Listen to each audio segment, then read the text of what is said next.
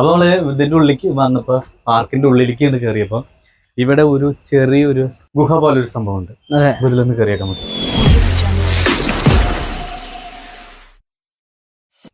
അടിപൊളിയായിട്ടാ, നല്ല സ്റ്റൈൽ ഉണ്ട് ഇത് കാണാല്ലേ. അതെന്തൊരു ഇത് കൂടാതെ അതിലൂടെ ഒരു എൻട്രി ഉണ്ട് ഇതിന്റെ ഉള്ളിലേക്ക് കിടക്കാനുള്ളത്. നമുക്ക് അതിലൂടെ കാണാം. അതിലൂടെ കയറി കഴിഞ്ഞാൽ ശരിക്കും ഇതിനുള്ള വശം കാണാം. ഇതിനുള്ള നോക്കിക്കേ, നല്ല സ്റ്റൈലായിട്ട് ഇരിക്കാനുള്ള. അതുപോലെ തന്നെ ഈ ഇതുകൂടെയൊക്കെയുണ്ട അടക്ക പോലത്തെ അടിപൊളി. ഈ അടക്ക പോലത്തെ അതേ രൂപം തന്നെയല്ല അത്, അതും അതേപോലെ തന്നെയാണ്. ഇതിങ്ങനെ കൈ കൊണ്ട് കൊത്തിണ്ടാക്കിയതാണ്. ഇതൊക്കെ നല്ല സ്റ്റൈലായിട്ട് കൊത്തിണ്ടാക്കിയിട്ടുണ്ട്. ഇതൊക്കെ കൊച്ചു പോലെ ഇരിക്കുന്ന സംഭവം. മുകളിൽ കയറി വെക്കാം. ഞാൻ എന്തായാലും ഒന്ന് കയറി എന്നിട്ട് ഇങ്ങനെ പാട്ടൊക്കെ പാടായിരുന്നത്. ഇങ്ങനെ പാട്ടൊക്കെ പാടാൻ അടിപൊളി.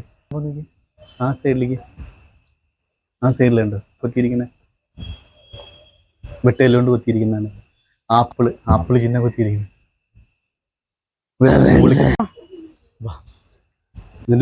മുകളിലേക്കും വഴി ഉണ്ടല്ലേ ചാ? ഇതിന് മുകളിലേക്ക് സ്ഥലമാണ്, നല്ല രസമുണ്ട്. വൈഡായിട്ട് കാണാം നമുക്ക്. ഇതിന് മുകളിലൊക്കെ ഈ കല്ല്, അടക്ക പോലത്തെ കല്ല് ഉണ്ടാക്കി വെച്ചിട്ടുണ്ട്. അതല്ലേ, കല്ലുണ്ടാക്കി വെച്ചിട്ടുണ്ട്. അതുപോലെ അട്ട വലിഞ്ഞേറി വന്നിട്ടുണ്ട്. അട്ടകള് അതുണ്ടാവും, അത് ഞാൻ പറഞ്ഞില്ല. അത് പ്രകൃതിയിൽ ഉണ്ടാവുന്ന ജീവിയല്ലേ, അത് നമുക്ക് ഒന്നും ചെയ്യാൻ പറ്റില്ല. അവിടെ വെള്ളം ഉണ്ടോ? അവിടെ വെള്ളമാണ്, ചെറിയ വെള്ളമല്ലേ ഉള്ളൂ.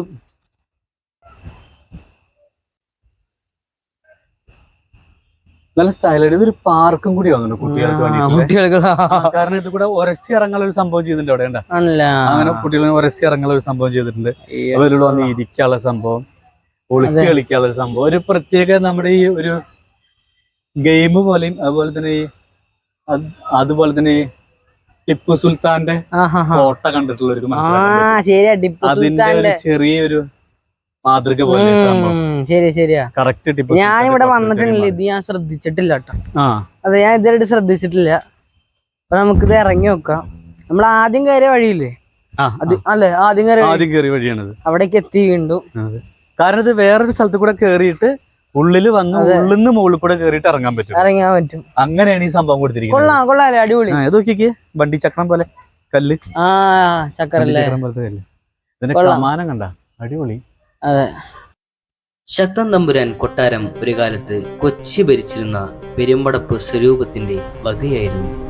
AD 1790 1805 ഇടയിൽ കൊച്ചി ഭരിച്ചിരുന്ന രാജാവ് രാമവർമ്മ ശക്തൻ തമ്പുരാന്റെ അധികാര കേന്ദ്രമായിരുന്നു ഇത്.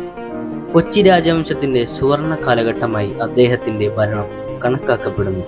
തൃശ്ശൂരിലെ വടക്കുന്നാഥ ക്ഷേത്രത്തിനടുത്താണ് ഈ കൊട്ടാരം.